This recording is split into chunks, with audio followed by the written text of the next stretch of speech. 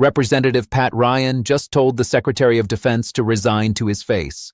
He read the words of survivors. He quoted the soldiers who were there, and he accused the Secretary of calling them liars. Secretary Hegseth, that is obviously in direct contradiction to what you said from the Pentagon podium the next day. So are you saying that these soldiers, our soldiers who survived this horrific attack, are lying? The attack happened at Porta in Kuwait. An Iranian drone strike. 6 American soldiers killed, over 30 wounded. Ryan described the injuries: head wounds, heavy bleeding, shrapnel all over, bleeding from abdomens, arms, legs. He asked Secretary Pete Hegseth if he knew the range of the Shahed 136 one-way attack drone. Hegseth said several hundred miles. Ryan asked how far Porta is from Iran. Hegseth danced. Ryan said it is well under 100 miles. Secretary, do you know the range of the Shahed 136 one-way attack drone, approximately?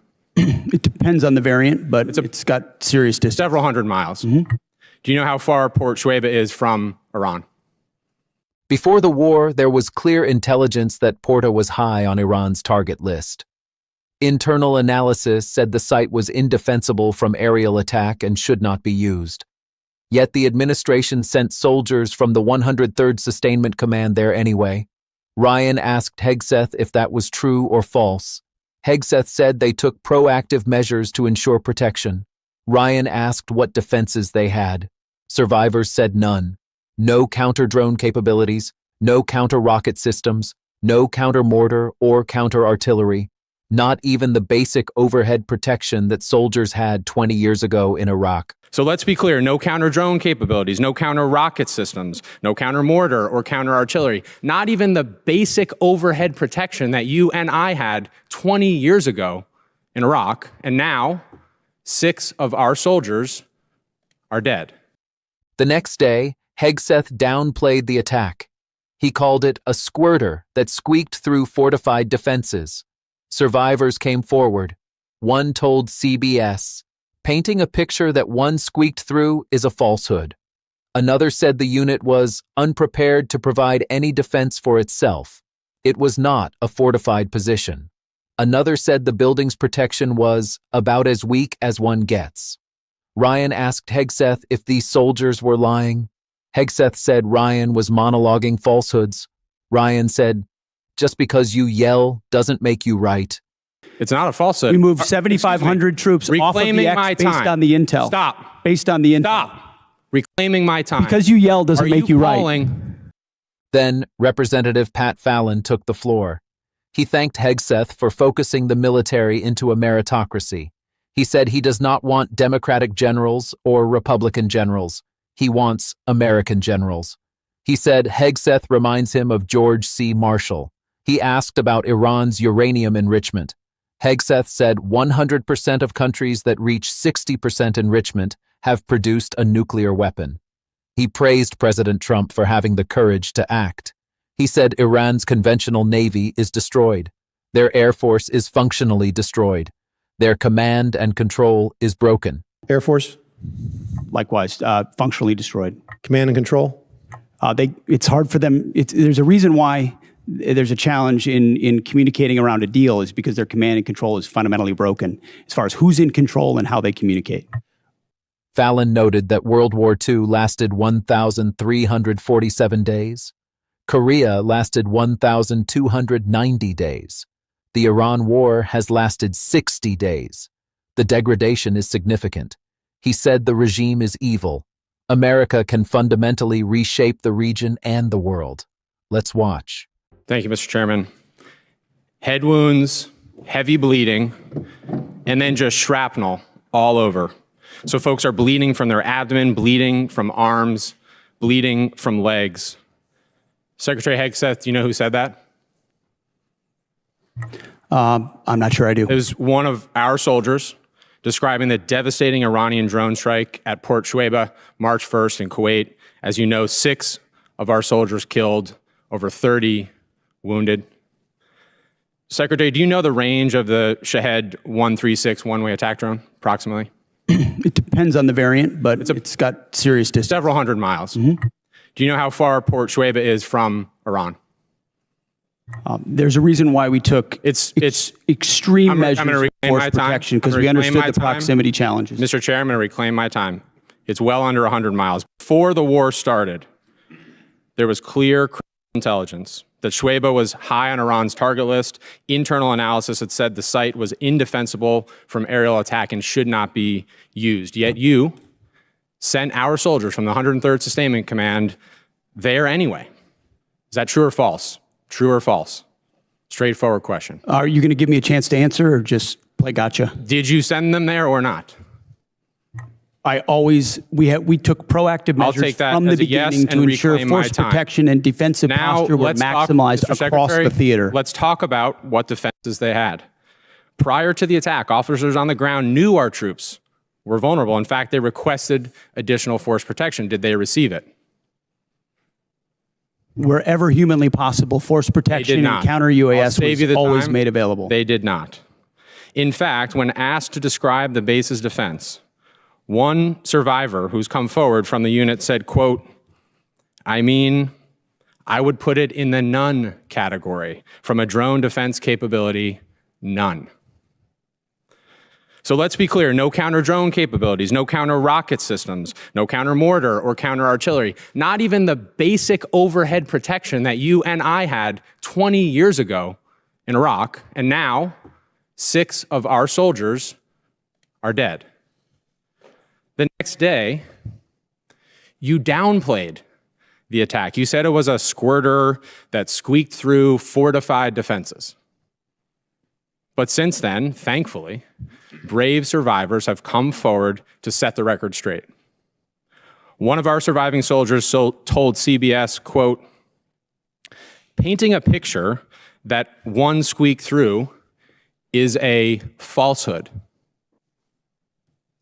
Another said the unit was, quote, unprepared to provide any defense for itself. It was not a fortified position. Another survivor said the building's protection was about as weak as one gets. Secretary Hegseth, that is obviously in direct contradiction to what you said from the Pentagon podium the next day. So are you saying that these soldiers, our soldiers who survived this horrific attack, are lying? What I'm saying is, before the commencement of the conflict, we put in maximum defensive posture we could. That's a direct contradiction. We moved 70 to what they said. In this directing. Can I speak, or are you just going to monologue falsehoods all over the place? It's not a falsehood. We moved 7,500 troops off of the X based on the intel. Stop. Based on the intel. Stop. Reclaiming my time. Because you yell doesn't make you right. Calling? Just because you yell doesn't make you right. I'm reclaiming my time on behalf of these survivors. You just said what they said is a falsehood. There's a much larger picture. True? There's a much larger picture at play here that included integrated air defenses, bunkers, moving people off the X why, Mr. to Secretary, ensure that they were not part of the target. We moved those troops and all across the theater, thousands of troops off the X, off of their bases, because we knew what Iran was going to try to strike, and we knew there could be a tragic moment. There could be a tragic moment where something could get through. Of course, that's the consequence of conflict, and we remember those 6 every single day. I want to finish. But don't play games with. I'm not playing games. I want to finish with one more quote from a survivor of the attack, and I put this on the record. Telling the truth is important, and we're not going to learn from these mistakes if we pretend these mistakes didn't happen. Secretary Hegseth, those soldiers told the truth. Those soldiers are braver than you are. I commend them. They are asking for accountability. They deserve accountability, and I'm asking for the same, starting with you. And as I said a year ago, you need to resign immediately. I commend those soldiers. I yield back. Gentleman yields back. Chair now recognizes the gentleman from Texas, Mr. Fallon. Thank you, Mr. Chairman. Secretary Hegseth, I want to tell you something right now. You focused our military once again, and finally, and you've shaped it into the meritocracy, and you've dramatically increased the United States' ability to project power, and when needed, lethality. And I mean, and as a result, our deterrents have never been more evident the world over. So thank you. General Kane, you mentioned in your opening remarks George Marshall. Unfortunately, some of your immediate predecessors were clearly one type of a general. They were Democratic generals. One of them, even in this committee, use politically charged rhetoric of the left. And I don't want Democratic generals. And for that matter, I don't want Republican generals either. I want American generals. You, sir, are an American general. You know exactly what we need generals at Joint Chief of Staff that knows, understands, respects, and embodies your role to serve this republic, the troops, and the mission. And that is precisely what you're doing. And I want to thank you because you do remind me of George C. Marshall. He was a great American, and so are you. Secretary Hegseth, what do you know of any nation state that ever enriched uranium to 60% that then didn't make a nuclear weapon? Well, first of all, I want to second your comments about the chairman, and I agree. I appreciate how he does his job. Usually when a country pursues at that level, it's pursuing a nuclear weapon. 100% of the countries that have reached 60% enrichment have then produced a nuclear weapon. And is it true that Iran was in the process of building such a swarm of UAVs and ballistic missile shield conventionally, once they wanted to bake the cake because they had all the ingredients to make the nuclear weapon, it would have been damn near impossible for us or anyone else to prevent them? As I pointed to, the president was wise enough to understand that at its weakest moment, following the 12-day war and Midnight Hammer, now is the time to degrade their conventional capabilities, the umbrella they were building of missiles, long-range, short-range, cruise missiles, one-way attack drones, that they were going to use to blackmail the countries around them to not do anything about their nuclear program when they broke out from 60%. We know that to be knew that to be their intention, and something had to be done about it, and President Trump had the courage to do it. Well, President Trump, there's been a lot of quotes that people have been mentioning his words, and I wanted to mention some that I thought were interesting. Here's a quote: "I will take no options off the table to prevent Iran from obtaining a nuclear weapon." Barack Obama. "Iran will never get a nuclear weapon." Joe Biden. "I will never hesitate to take whatever action necessary, and I will never allow Iran to acquire nuclear weapons. All options are on the table." Kamala Harris. And this one: "We would totally obliterate Iran. That's a terrible thing to say, but those people who run Iran need to understand that." Hillary Clinton, 2008. So it seems to me that Barack Obama, Hillary Clinton, Joe Biden, Kamala Harris, and Donald Trump had something in common. They weren't going to allow Iran to get a nuclear weapon. And some of them, 4 of them, were all words, and one of them took action. There's 93 million. We're involved in a land war in Asia. I get it. It's complicated.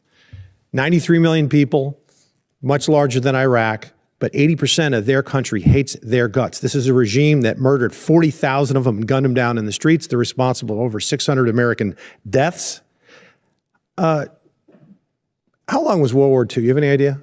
In days? I have it right here. In days, exactly. I got it multiplied by 365, but yeah, it's 1,347 days. Korea was 1,129, and our involvement in World War I, which was rather quick, was 585. How long we've been involved in Iran? Just shy of 60 days. 60 days, 2 months. And what is the degradation of their Navy right now, Secretary? Their conventional Navy is destroyed. They had 3 drone aircraft carriers. They have none. They had 11 submarines. They had none. They had different frigate classes. They have none. They may have small speedboats at this point, Coast Guard type vessels, but their conventional Navy is gone. Air Force? Likewise, functionally destroyed. Command and control? It's hard for them. There's a reason why there's a challenge in communicating around a deal, is because their command and control is fundamentally broken as far as who's in control and how they communicate. We could make very good arguments that the serious nature of any action in a country like Iran, there were good things to consider before doing it. There were also very good reasons to do it. The fact of the matter is, ladies and gentlemen, Republicans and Democrats, we're here now. This is an evil regime. We can fundamentally reshape not only the region, but the world. They were the largest exporter of terror and ballistic missile technologies. We need, gentlemen, to win. Secretary General Kane, win. This hearing is a masterclass in how 2 members of Congress can look at the same attack, the same evidence, the same secretary, and see completely different realities. Representative Pat Ryan saw a preventable tragedy. Representative Pat Fallon saw a necessary war. The split screen is the story. Ryan came with the words of survivors. He quoted them directly. A soldier describing head wounds, heavy bleeding, shrapnel all over. A survivor saying the base had no drone defense capability, none. Another saying the unit was unprepared to provide any defense for itself. It was not a fortified position. Another saying the building's protection was about as weak as one gets. Ryan asked Hegseth if these soldiers were lying. Hegseth said Ryan was monologuing falsehoods. Ryan said, "Just because you yell doesn't make you right." The facts are not in dispute. The attack happened. 6 soldiers died. Over 30 were wounded.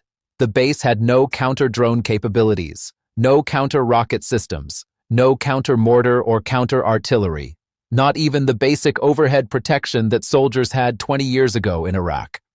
Officers on the ground requested additional force protection. They did not receive it. Internal analysis before the war said the site was indefensible and should not be used. The administration sent soldiers there anyway. Hegseth's defense was not a defense. He said they put in maximum defensive posture. He said they moved thousands of troops off bases because they knew Iran would strike. He said they remember the 6 every single day. He did not explain why Porta was not fortified. He did not explain why the requests for protection were denied. He did not explain why the internal analysis was ignored. He said Ryan was monologuing falsehoods. He did not point to a single falsehood, because there was none. Ryan's closing statement was the most important part of his exchange. He said the survivors told the truth. They are braver than the secretary. They are asking for accountability. They deserve accountability. He said he is asking for the same, starting with the secretary. Then he said the words that no member of Congress says lightly. You need to resign immediately. Fallon then took the floor. He did not mention the 6 dead soldiers. He did not mention the 30 wounded. He did not mention the survivors who said the base had no defenses. He thanked Hegseth for focusing the military into a meritocracy. He said he does not want Democratic generals or Republican generals. He wants American generals. He said Hegseth reminds him of George C. Marshall. He asked about Iran's uranium enrichment. Hegseth said 100% of countries that reach 60% enrichment have produced a nuclear weapon. Fallon praised President Trump for having the courage to act. Fallon then compared the Iran war to World War II, Korea, and World War I. World War II lasted 1,347 days. Korea lasted 1,290 days. World War I lasted 585 days. The Iran war has lasted 60 days. He did not compare the casualties. World War II cost over 400,000 American lives. Korea cost over 36,000. World War I cost over 116,000. The Iran war has cost 14 American lives so far. Fallon did not mention that either. The contrast is the point. Ryan sees a tragedy that could have been prevented. He sees soldiers sent to an indefensible base without proper protection. He sees a secretary who downplayed the attack and called the survivors' accounts falsehoods. He wants accountability. He wants resignation. Fallon sees a war that is necessary. He sees a regime that is evil. He sees a president who had the courage to act. He sees degradation of Iranian capabilities. He wants victory. Both are looking at the same war. Both are looking at the same casualties. Both are looking at the same secretary. They see different things. That is not a failure of facts. That is a failure of consensus. The country no longer agrees on what constitutes a necessary war. It no longer agrees on what constitutes acceptable risk. It no longer agrees on what constitutes accountability. The same attack that one member calls a preventable tragedy, another member calls the cost of victory. The same secretary that one member calls a liar, another calls a hero. The same war that one member wants to end, another wants to win. Ryan did not get Hegseth to admit fault. He did not get him to resign. He did not get an apology for the families. But he did something important. He read the words of the survivors into the record. He made sure that everyone watching knows that the soldiers on the ground said the base had no defenses. He made sure that everyone knows that Hegseth called those accounts falsehoods. He made sure that everyone knows that officers requested additional protection and did not receive it. He made sure that everyone knows that 6 soldiers are dead because of those failures. That is not nothing. That is the beginning of accountability. Fallon is right that the war is only 60 days old. Ryan is right that 60 days is enough time to learn from mistakes. The question is whether the administration will learn. The survivors are watching.